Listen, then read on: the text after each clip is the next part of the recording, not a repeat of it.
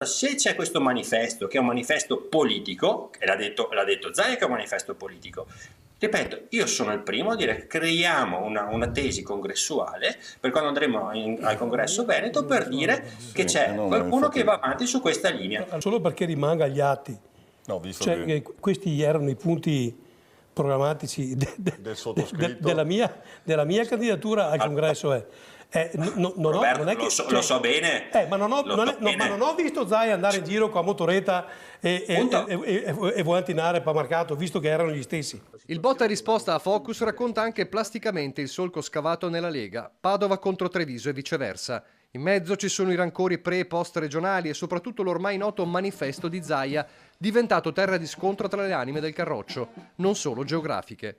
Roberto Marcato, uno che la linea Salvinian-Pannacciana non l'ha mai digerita, è altrettanto duro con Zaia, perché dice questo manifesto arriva a tempo scaduto e ha un solo obiettivo: distinguersi e non sparire fagocitato dal nuovo corso. La notizia sarebbe stata le modalità, e cioè questo è il mio manifesto, domani mattina, che sono un membro autorevole del federale, della Lega, porto questi manifesti, li trasformo in punti programmatici, li metto ai voti in federale. Se no, a cosa servono? Servono per attirare l'attenzione. Questo sì, vuole essere il leader del centrodestra, deve esercitare il potere che ha, devi agire da leader. E ripeto, agire da leader cosa significa? Che se lui, come il sottoscritto, sono in antitesi rispetto a Vannacci, deve andare al federale e dire: io pongo la questione Vannacci, ma non dopo che Vannacci è vice segretario federale.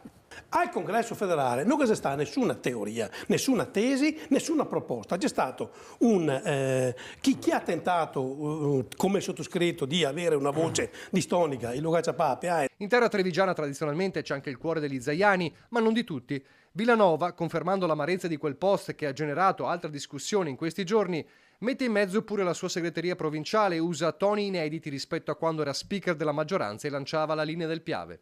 Io in questi 5 anni, soprattutto in questi ultimi 5 anni, ho difeso Zaia, l'amministrazione e la Lega in ogni situazione. L'ho difesa anche quando era molto difficile metterci la faccia e mi sono reso conto che siamo tutti leghisti, ma qualcuno è più leghista degli altri e c'è stata questa situazione dove il giorno prima delle elezioni il mio partito manda attraverso il canale WhatsApp ufficiale della segreteria provinciale manda un messaggio dove invita i militanti a votare 2 candidati, un uomo e una donna, e tra i quali non c'ero io, ok? Il giorno prima delle elezioni e dopo resti fuori per 150 voti. C'è tanta amarezza. Volano gli stracci, insomma, e lo stesso Villanova si appella a un nuovo congresso dove mettere in chiaro che non esiste una linea unica nel partito, ma Bulldog Marcato è scatenato e ancora una volta ribadisce il concetto mettendo nel mirino proprio Zaia. Nell'ultimo congresso federale c'è stato qualcuno, Zaia compreso, che ha proposto tesi congressuali? No. C'è stato qualcuno che ha proposto alternative a Salvini? No. Non c'è stata una grande rivoluzione. E Salvini può dire tranquillamente a tutti, muti, perché io sono stato eletto per acclamazione. E ha ragione lui, perché chi avrebbe potuto dire qualcosa non l'ha detto.